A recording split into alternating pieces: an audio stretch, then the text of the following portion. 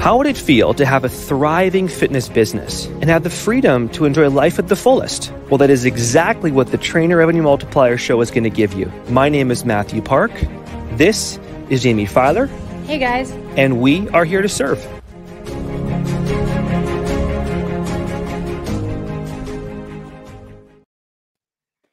Welcome, everybody, to the TRM Show. My name is Mathew Park. We have a special guest. Jaime and I are here with you guys for the TRM Show. As always, my mentor and crime partner in crime, Jaime Filer. How are you, Jaime, on this wonderful day? I'm doing so well. The energy in this room is palpable. It is very intense. I felt it like he came on the call with us, and I felt like myself like elevate. Yeah. You know? My style perked up. All of a sudden, Travis just comes on. Yeah. Yes. Yes. Awesome. Love it. We have a special guest for you. His name is Travis Just from Tampa. Him and his wife and his children live there. He is a motivator, an inspirer, a super dad, a power husband, has rock body retreats. He's an entrepreneur for almost 30 years. He has abs at 47, 46, 45? We're getting up there. Let's go. This guy is a machine. He's been a speaker for many years as well, too. This guy is absolutely amazing. So, Travis Just, we are so proud, honored to have you on the TRM Show. How are you doing, my man? Mathew, it's a pleasure. It is really a pleasure. I'm so great. Thank you. And Jaime, I feel like you're both, you know, I follow you. So to me, I'm like, I need autographs or something. I'm like starstruck here. I love it. What's that? I was going to say, we know we are in the presence of greatness. So it's mutual admiration society. I'm very honored to be here. I'll tell you, I locked the kids up. My wife is gone for 6 days. It's me and twin 11-year-olds for 6 days. So if I had hair, I'd have pulled it all out because it's been crazy. But I got about a half an hour worth of peace and quiet right now, and I'm fired up for it. Perfect. So Travis, tell us a part of your story, because your story, of course, is so diverse, man. Like, of course, you've been in business, you've owned stores before, you've spoken on stages, you're a dad, you've, a vacation travel company for 10 years, now Rock Body Retreats. Give us a kind of like a story of basically where you were to where you are now in a short stream for us, buddy. Wow. You know what? Gosh, so I'm a Midwest guy. I grew up in Minnesota. I grew up in a small town, 38 kids in my class. I always tell people, I'm like, you live in a small town when you date all the girls, all the opposite sex by the age of like, second grade. Right.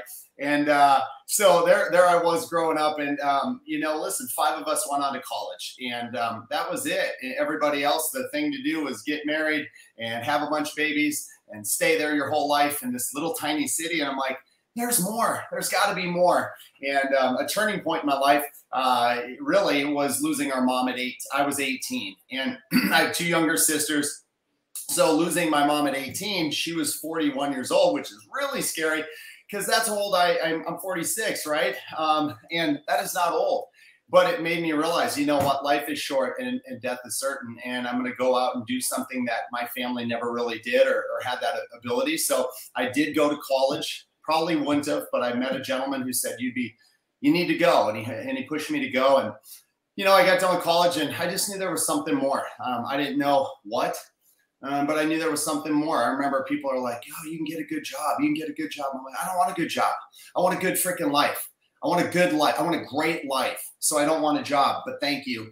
And there's nothing wrong with the job, but I was like, I wanted free time. I wanted flexibility. I always remember sitting in school, and I'd be looking out the windows, and it'd be 1 or 2 in the afternoon when people are supposed to be at work. I'm like, what are those cars doing? Like, who are they and what do they do? I want to do that. Come to find out, they're either business owners or they're retired old people, right? And so at the age of 22, I started my own business. And I started out in the nutrition and health industry. After we lost Mom, I was very into my health and fitness, and just, it was all about living long and living well. And started that, started the nutrition business 10 years in. I met my wife along the way. Thank goodness. Brittany is everything I'm not. She would just light up this screen as well. She's not here today. She's in Miami at the largest yacht show in America for the next 6 days. But you know what? We in those meeting her 5 years after that, we ended up with 31 nutrition stores around the United States, primarily the entire Midwest and East Coast. And that was awesome. And things were great. And, you know, Matt and Jamie, I learned really quick, you know, just when you think it'll just keep on going forever on that straight, steep, you know, perfect slope, I realized God has a sense of humor. And what happened was the economy crashed in 2008 to 2012. And I mean, that was it. 48 months later, not even 24 months later, we lost it all. So that was rough at the time, but it was kind of it was what was supposed to happen, because when one door closes, better ones open. And then we started working in the travel and vacation space. You can see the pictures behind me. I was telling Matthew, my wife and I'm so proud. We world school our kids. These are 30 of our favorite different countries around the world. We've been on 100 vacations with our kids by the time they were 10. And I only tell you that to tell you that, you know, I was not a good student. I got through and got B's and C's, but you know, it was just boring. It was just like, it wasn't interesting. And I'm like, I look at our kids, I'm learning all over again with them, because it's way different when you're at the Statue of David. That's a heck of a lot different than reading about the Statue of David or being at the Colosseum versus reading about. I didn't like to read. So anyhow, so we were in travel and it was great. Well, then, goodness gracious, to bring me up to speed, a couple years ago, 2.5 years ago, my wife had this idea, and I take none of the credit, but boy, did I jump on board. She had this idea that we would, you know, our passion outside of our family and each other and our kids, it's fitness, and it's having a blast, it's having fun, and it's worldwide travel. And that's when we started the company that we own today. And that's the big R, that's Rock Body Retreats. And we do fitness and health retreats around the world with people. And it's just been a whirlwind of the last 25 years, y'all. But gosh dang it, I wouldn't give it up for anything. I'm so grateful for where we're at, and it allows me to meet people like you guys. And so I'm super excited about that. So there's a nutshell for you in a couple, 3 minutes. That's power. Jamie, any questions you want to ask for Travis? Yes, so many questions. Okay, so you started your first business when you were 22. You're still going, right? I guess the impression I'm getting is that you and Brittany still run Rock Body Retreats. It's not like you have a bunch of mini yous running these retreats for you. Is that correct? Yeah. So yep. So Rock Body Retreats was born 2.5 years ago. It was actually born the month of COVID. Wow. And that was it. And yep. So we are the founders of Rock Body Retreats. We partnered with another couple named Micah and Diana Laserte. They own what's called Hitch Fit, right? You maybe know them. Amazing. And, I mean, God pulled us together. I grew up watching Micah on the magazine covers, and it's funny because I'm older than him, but I looked up to him, and he was a starstruck, you know, him and a couple magazine front cover models. I'm like, that's what I want to be when I grow up. And then I find out I'm years and years older than him. But anyhow, we connected. I had the courage. I just took the courage a couple of years ago to reach out to him, and I gave him our idea, and it wasn't for them at the time. And then they saw us do a handful of these trips. And then they ended up reaching back out to us, and they're like, holy cow, I think, you know, it was mutual. I think we need to do something together. So yeah, so that's what we do today, Jamie. It's a blast. It's everything we prayed for and more. I'll tell you that. So my follow-up question is, I mean, over 2 decades later of starting your own businesses, plural, how have you prevented burnout? Oh man, gosh, that's a great question. I mean, I think, burnout. I mean, you know what? The only time I really have ever been burnt out in my life, when it's a passion project, it fuels my fire. When I've got my heart and soul into it, Jamie, that's such a good question. It drives me to just want to be better. It drives me to want to make the business better, the people around me better, and get better myself. The only times I've ever been burnt out in my life was really, truly was in a transition, 2 different times. When I knew the stores were my passion, the nutrition was my passion. But what happened was when the economy started taking us out, right? There no more. There's the only thing that pretty much made it in that great recession of 2012 is GNCs. The vitamin worlds were done. All these things were done. Well, I was too, but what was happening was I was working now 2 and 3 times more the hours, and I was burning out at that time because I was starting to lose. If I would have kept going, like, I'm glad it came to an end, because if I would have kept going, I would have lost. It would have became a job, and it never was a job until then. So when it started to become that job, and I'm like, oh my God, I'm dreading going to if that makes sense. So, you know, that's when I burned out, and it was I just knew I just needed to change. I'm like, it was a great chapter, and there was nothing about it. It was amazing. Time for a next one. What's next, right? Yeah. And then my fuel started all over again. I love that. So my follow-up question is, the people that you saw outside of your window at 1 and 2 p.m., right? You are now that person to other people, but especially in 2022 and with social media, people think they have to be hustling and grinding 25 hours a day, 8 days a week to get to the other side of the window. What kind of advice would you give them to prevent the 25-hour-a-day grind? Jamie, that is such a great question. And I'll tell you, for those of you that are watching, that's how I thought it was supposed to be for 15 years. And let me tell you, it's why I didn't have kids until the age I was. I was 30. Holy cow. I didn't get married and had, 47 minus 11, whatever that is. But the point is, I got married a little later, and I had kids later, because that was it. It was, you know what I mean? My mentor years ago, he's like, let's take the 40-year traditional history and let's squeeze it into 3 to 5 years and give her hell. And then we can take the other 35 years off and play.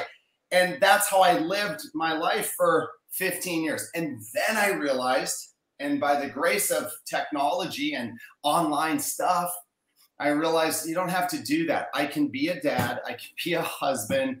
I want to be a dad. I want to be a husband. It's all I ever wanted to do. But I'm like, I don't know how I'm ever going to take my foot off the gas pedal. And, you know, it's just, it's just, you know what it comes down to? It's priority. I would take way less income to have my life, to do what I want, when I want, with who I want, especially my family and my close friends, all day long, 100 out of 100. Back in the day, it was almost like the harder I worked, the longer I worked, the more hours I put in, the more sense of pride I had. And I'm like, what a stupid way to think, but not a stupid. It was a silly way to think, and I think a lot of people get caught in that trap.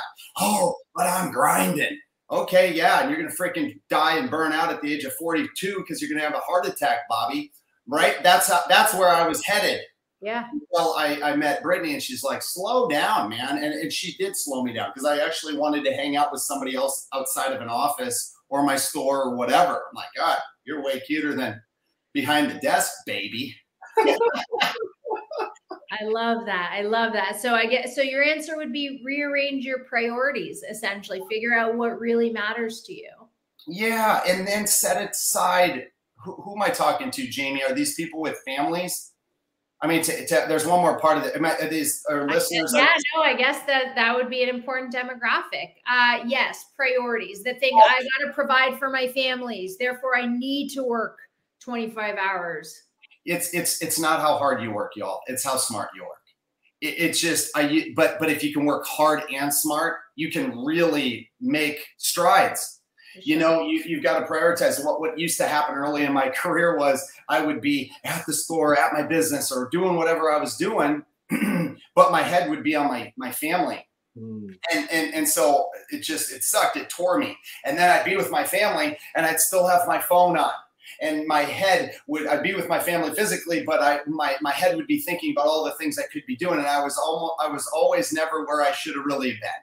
Yeah. And when I just separated them, and I'm like, no, when the doors are closed, daddy's working. And I just had to prioritize it. And now my kids know that. And I feel better about it, because now I'm not, when the doors are closed, what happens here, I do what I need to do. It's just super important to prioritize. It's just not worth it. Because when you look back now, I look back at 25 years, I'm like, I've had 10 really awesome, great years of prioritizing in business. I got way more done. I made way more. We had accomplished more. but I don't feel like I'm going to have a heart attack either. And I see my family every day, and we're all at home.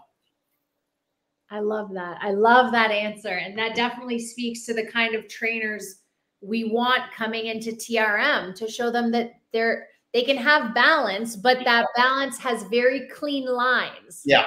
You have to separate, you know, church and state, work from play, so that they don't mesh and cross over, and then you enjoy neither. Yeah, you're right. I'll add one thing, Jamie. You know, I think, you know, for the people, the clients, these powerhouses that are coming in and taking on this new system and project. I mean, listen, I would be naive to say it. You know, what we do today over the next is a result of where we'll be in 90 days. Yeah. So you have, you know, a rocket ship uses 90% of its fuel to get the rocket ship to lift, and then it can go to space and all the way back on 10%. You need 90 to 120 days out of the gates, and maybe it's not 90, maybe it's 4 or 5 or 6 months. But the point is, you need it doesn't have to, and it doesn't have to be that roadmap, or that doesn't have to be the roadmap forever. I don't want that for you. You don't want that for you, or you're not going to have fun. And if you lose the fun in what you do, well, then you ain't going to do as good as you could. I love that. Wow. That's fire. So now a question for you, man, is so obviously you've got a lot of years of experience in business, family life, travel, like the 100 trips with your family. It just, wow. Like I got kids myself. That's just impressive. I want to ask you for a second, like, how did you do that? Like 10 years, 100 trips. How did you do that, man? You know, Matthew, so a lot of what I do, what I didn't tell you is, gosh, so I'm going to back up for a second. So there's one thing I missed, and it's really important. So I lost mom at 18. 5 years later, the month I graduated college, three things happened. I was training for a show called the Mr. Minnesota's, all natural Mr. Minnesota's. Last year of the drug-tested, drug-free Mr. Minnesota. And that was the first week of June of 1998. Second week of June of 1998, I was diagnosed with cancer. Third week of June of 1998, I started my first nutrition store.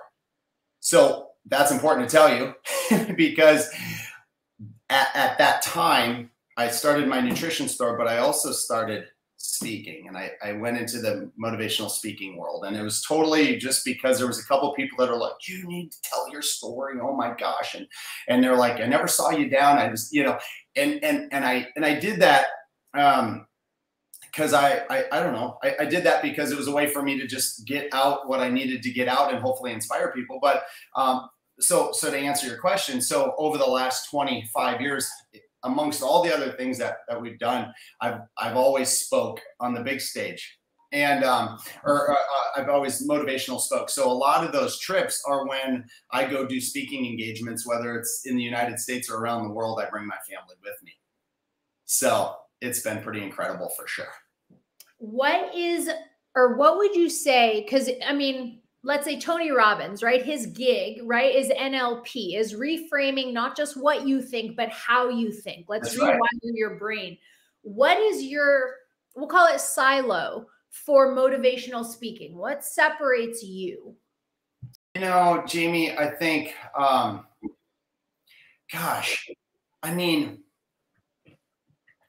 that's a really great question. Why would I hire Travis just to talk to my high school or my freaking Emily Arena rather than anyone else? Wow, that's awesome. You know, it's funny when you mentioned that. So I started my speaking career talking to elementary, middle, high schools.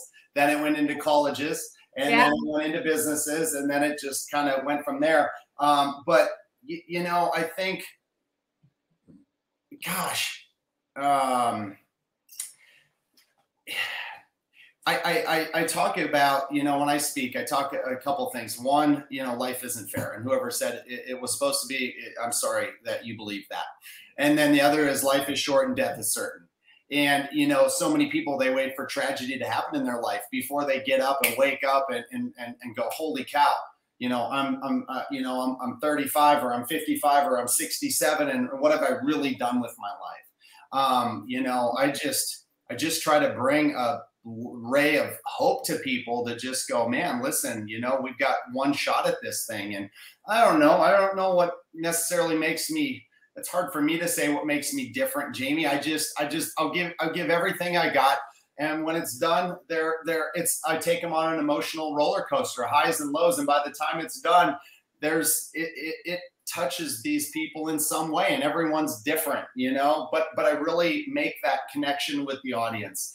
The biggest event I ever did, second biggest, I was in a 28,000 people Dallas Cowboys Stadium. The most fun event I ever did was sold out 21,000 people in the American Airlines Arena in Miami. And they came for 3 days to see me speak. And it was euphoric. And I can't explain it. All I can say is, you know, if people are looking for more in their life, if they're looking for another level, you know, if they don't have the passion and the purpose and the drive to get out of bed and really go after it, then they need to see what I do, because I'm going to help instill that in them and help them find that right within, because I can't give it to them. They got to find it themselves, but I'll help them find it. When they find it, now they're unstoppable. And I guess that's what I'm told happens. I love that. I just jump around the stage and my bald head's all over. I don't know what to tell you there, but you guys are awesome. Golly. And Jamie, we live next to each other in Tampa. I'm taking you to coffee. I think we should do that. Actually, we're going to MI40 on Monday morning for a DEXA scan. So if you're in the area. Oh my gosh, Monday morning. Let me know when you're going. Love MI40. Love it. Same. All right. Matthew, did you have another question? I want to ask one more question about this, man, but basically about purpose, because, you know, your energy is so infectious, man. You know, you have this smile, this glow about you. What is, obviously your purpose obviously probably is family in some categories here, but like what drives you now compared to what drove you 15, 20 years ago? Yeah. I mean, that's a great question. I think that's pretty easy. What drove me back then was stuff. I grew up and I didn't have anything. I didn't have anything. So I just, I had everything, but I didn't have stuff. We grew up poor. So but what I did have, what I did have is just a mom and dad that were amazing and cared and full of love. It didn't matter. I never knew how much money we didn't have, but they taught me the value of hard work. They taught me the value of relationships. They taught me all that stuff. But as a little kid growing up in a small town, I'm like, holy cow, I want some of those cool trucks and I want some of those neat things. And I want to fly. I want to have my own plane and just, you know, whatever my heart desired, whatever my brain, I was just this big little thinker. I actually, my wife says I'm not any different really than when she met me, you know, years ago. But anyhow, and so for the first 10 or 15 years, I thought to have the respect or the whatever from people. It was about, you know, my old mentor. This will give you an idea of why I thought the way I did. Talk about you become who you hang out with, right? Your income is the average of your 5 best friends or your, you know, whatever. They smoke, you smoke. They hang out and they drink, you drink, you know, whatever. Well, he said, how big's your stack? That's all that mattered. I'm like, how big's your stack? How much money did you have in the bank? What do you have? How much is your watch? Blah, blah, blah. I don't even, other than my watch that takes my steps, I don't even wear a dang watch anymore. I don't care really about stuff today. But the first 15 years of my life, it was about stuff. It was that perception versus reality kind of thing. What were people going to think? Because I used to care what everybody thought. And then I realized their opinions don't buy my lifestyle. Their opinions don't pay my bills. Who cares what they think? They already think what they think. Whoop-de-doo. Today, it's about how many people can I make an impact in their life.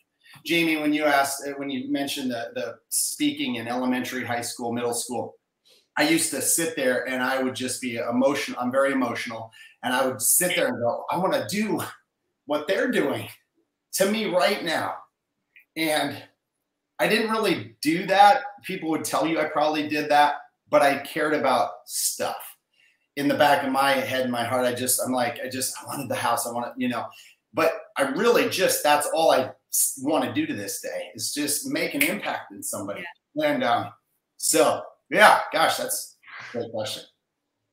You radiate so much freaking energy, man. It's so like authentic and real. I just absolutely love this compliment. This is absolutely, Jamie, would you agree? Like, it's just like, I want to go on a rock body retreat tomorrow. Jamie, we want you to come on a rock body retreat. I want to go today, wherever you're going. Oh, I love this. It's amazing. Oh my gosh, Travis, this is amazing. Well, we're reading obviously rock body retreats, of course. We're already booked. Me and Jerry are booked to go. So I cannot wait to have that's gonna be an amazing experience, man. Cannot wait. You know, I was just having this conversation the other day, and Jamie, maybe you know a little about it or maybe not, but somebody the other day, I was doing something for somebody, and they one of the questions was, what is rock body retreats? I don't have 6-pack abs. Oh my gosh, I'll never look like your wife, or blah, blah, blah. And I'm like, man, that's the first thing I want to tell people. Like, you know, our very first rock body retreat, there was 100, this was 2.5 years ago, there's 136 people that showed up from around the world.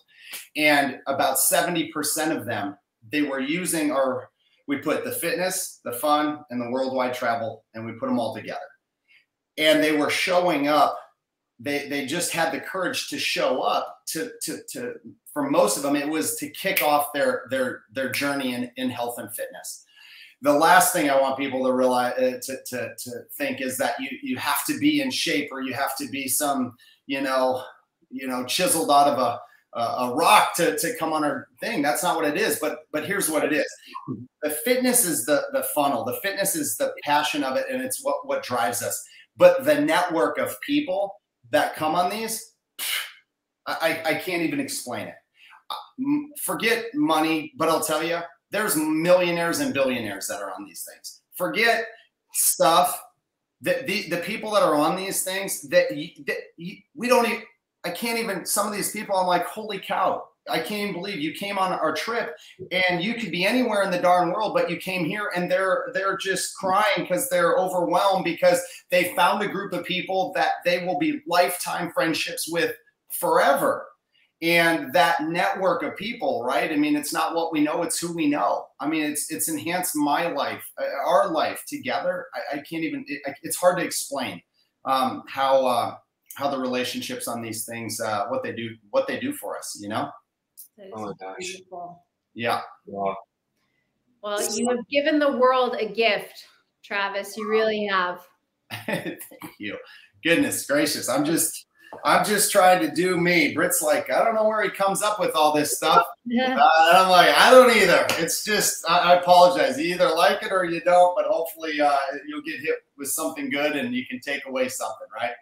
Yeah, for sure.